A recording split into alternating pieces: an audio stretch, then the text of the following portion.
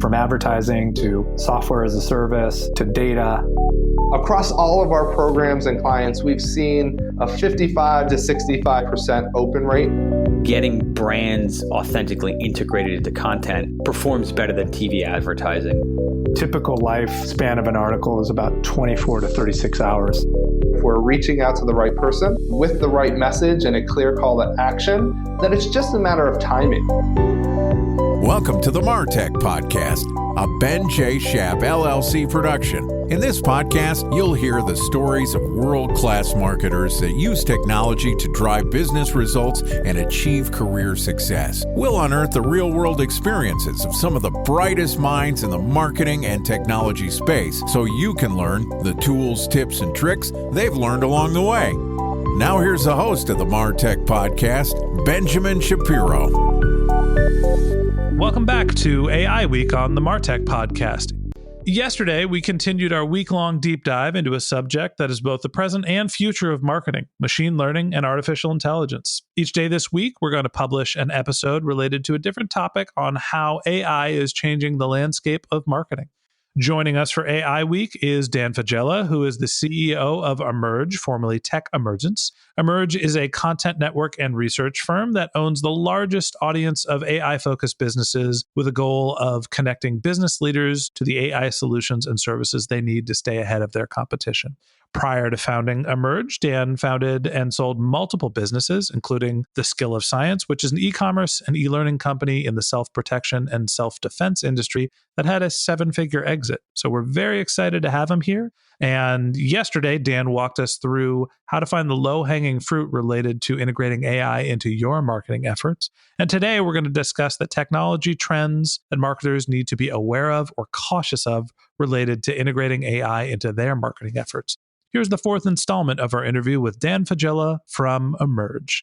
Dan, welcome back to AI Week on the MarTech Podcast. Glad to be here, Ben. This is definitely a topic dear to my heart, so I'm eager to dive in. It's Thursday. The end is near. We can see the finish line. And today we're going to talk about what marketers need to be cautious of related to integrating artificial intelligence into their marketing stack. So we touched on this a little bit at the end of last episode of what actually is AI and how it's being used as a marketing term. But tell us some of the ways that marketers are getting taken advantage of or trends that they need to be aware of that can potentially sink their ship related to AI. So it's kind of about how people think about artificial intelligence in marketing at a high level. Now, you're obviously doing this week because this topic is hot. I certainly benefit from the fact that a lot of marketing people are Googling and learning about artificial intelligence. But that same sort of heat, that same sort of inevitable feeling of being the next big thing is also what helps some of these companies raise money and close deals that maybe otherwise they would not have raised or closed. So there's a lot of business leaders or managers kind of asking themselves, what can we do with AI around here? They essentially are holding a hammer and they're just trying to find nails. And maybe the business doesn't necessarily need nails. Maybe those nails are going to do more harm than good, but hitting nails is going to feel good because it feels modern. It feels like the future. There's a posturing game where any company of a certain size of grandeur in, let's say, banking or pharma or retail, if their two biggest competitors set out a press release that say, oh, we're going to do a chatbot, then of course they feel pressure to say the same thing. So what happens is there's this kind of froth where everybody thinks everybody's doing AI and everybody thinks AI is actually making a difference to people's bottom line, when in fact, there's a very motivated charade happening. So I'd like to kind of set the record straight on that and let people know what to pay attention to and what not to. So what I'm hearing is, that because the term artificial intelligence is so sexy and so hot right now, people are looking for ways to integrate it that, kind of border on vaporware. They're not actually integrating AI. They're saying they're building something for AI to capture the interest in the market. And also there are companies that are integrating AI not necessarily because it solves a business problem and makes their product offering or service better, but because they're trying to keep up with the Joneses. 100%. So let's talk about the players in the space and where this motivation comes from. And this will be a synopsis that, again, is exceedingly important. This is maybe of the entire week one of the more important points. And we're going to hopefully be able to wrap up today with what people should pay attention to so that they don't get caught up in hype, but they can stay ahead of the trends. Hopefully we'll get to cover that afterwards. I'm imagining that the same thing is happening not only with AI, but off the top of my head, cryptocurrency and Bitcoin. Like there's the gold rush phenomenon of this is the new hot topic in emerging tech. So people latch on to that. So I'm interested in hearing what you have to say and also thinking of other industries that the same sort of thing happens. You bet. People should be wary of this. I mean, there's the famous term, the hype cycle, which I believe is either a Forrester or a Gartner kind of intellectual creation of how things get over bloated before they go into the trash and everybody gets pessimistic about them. And then eventually they level off somewhere where they're actually delivering value in business. Similar things have happened with all kinds of technologies. 3D printing has kind of gone through its big loop-de-loop many years ago now. So here's how it works. Basically, machine learning and AI are becoming a cool, interesting thing, in part for a few reasons. Number one, because Google, Amazon, Netflix, all the fastest moving, coolest digitally based businesses are leveraging it to become essentially gargantuan monopolies. So if you can become huge trillion-dollar monopolies in these different sectors, and you're predicating your offering and kind of your operations in some important regard to machine learning, then there's something interesting about it. Also, machine learning has started to become a lot more capable. Machine vision, understanding voice, all of these applications have really flourished with this whole pattern recognition thing. Combine that with the fact that Terminator pictures and memes are really popular and easy to make, and all of a sudden AI is on the scene. Now, once AI is on the scene and it's on everybody's radar, you don't want to seem like the company that doesn't get it. So if you're a vendor, you have to say you're doing machine learning. If you are a big Fortune 500, you have to say that you're leveraging machine learning or you're starting a new machine learning innovation hub. So it becomes a big signaling game where everybody says, from the stodgy, boring old IT integration companies to the stodgy, boring telecom companies to the hot startup that kicked off last week, everybody feels the heat to say, we're doing AI, we're leading with AI, we understand AI.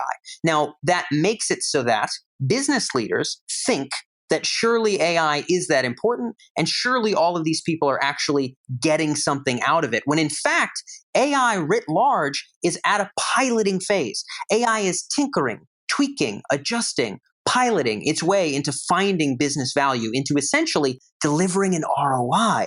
In the vast majority of applications, these companies are living off of venture money. They are not living off of revenue.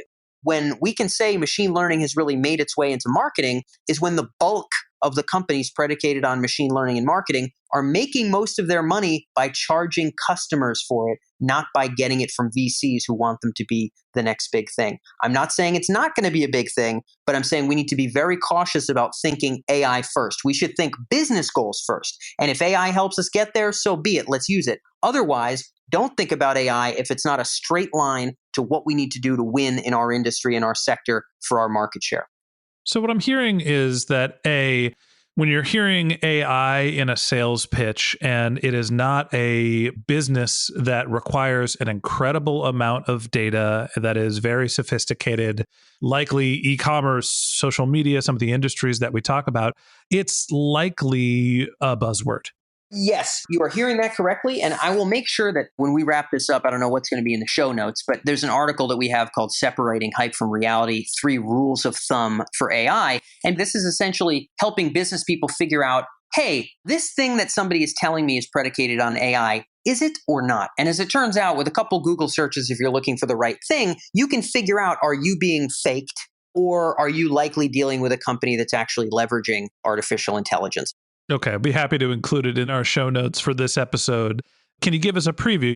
Totally. So one is the following question. Does the leadership have one of the following 2 things? So leadership means the C-level people. Do the C-level people in this spin-off division of AT&T, if it's a big-ass old company, right?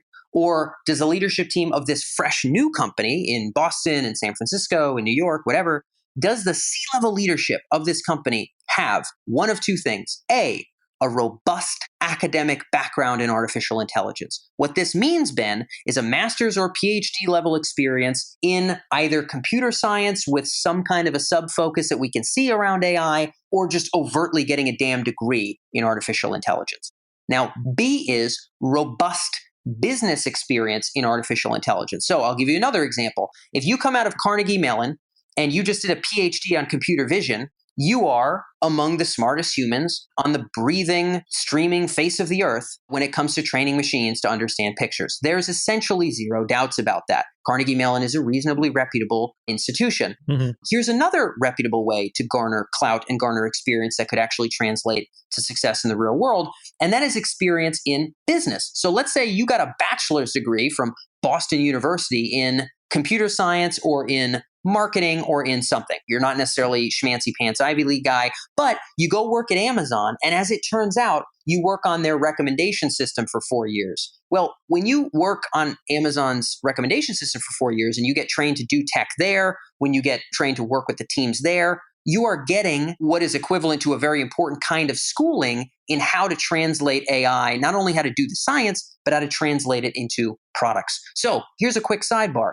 If all the leaders of this company, all the C-level execs of this sexy company that's using AI, we're doing AI in X industry, and you got an MBA, you got a guy who studied agriculture and it's not an agriculture company, you got some guy that's kind of been a manager at a bunch of big firms and whatever, you got a couple developers, none of whom, to be honest, have any specific AI focus, but you see a lot of AI on the About page, you're not actually looking at a company that's doing artificial intelligence. You're looking at a company that's using the buzzword in order to garner funds and to close pilot deals and to fulfill their aspiration. So there's a difference between an aspirational statement about AI and a factual statement around AI.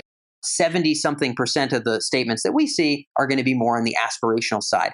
That makes for a very troubling world if you're a market researcher like me, because you have to do a lot of homework and digging. But the real bar is, okay, fancy startup, you got 12 people. Who's your C-level execs? You say everything you're doing is predicated on AI. Who's running the company? If 0 of those people have an academic or robust business background in artificial intelligence, your likelihood of them doing something serious with AI in the near term is extremely small.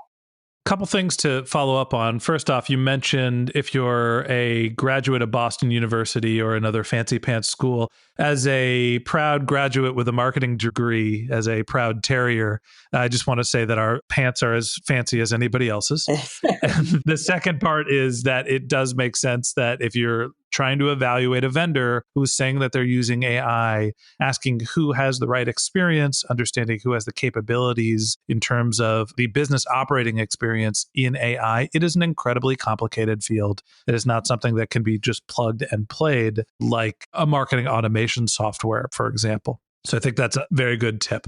Any other last words in terms of what marketers need to watch out for when looking to integrate AI?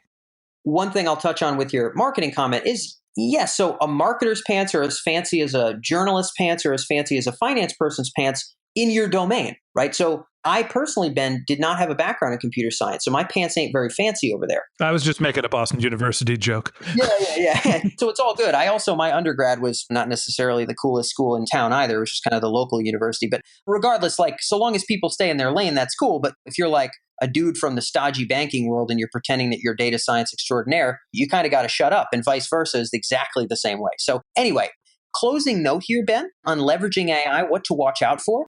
If you are a business that is big enough to actually integrate a vendor solution. So let's say you want to integrate a recommendation engine of some kind, or really augment your paid advertising with some kind of fancy vendor solution, or really augment your marketing automation or your copywriting because you're working at such a scale that you're able to actually leverage these schmancy vendor solutions to bring artificial intelligence into your marketing efforts. Again, don't do that unless it's the best move for your business. Don't do it because it's AI. But if it's the best move for your business, and it seems as though AI vendors are a reasonable answer, a massive bit of advice here, Ben, is to talk to other firms who have integrated something similar and get an understanding of what this integration requires, because this is not buying a software and plugging it in. This is streamlining your data. This is organizing your data. This is matching your subject matter experts to the vendor's data scientist experts and having long conversations and building out systems in order to test, track, experiment, and finally come up with results.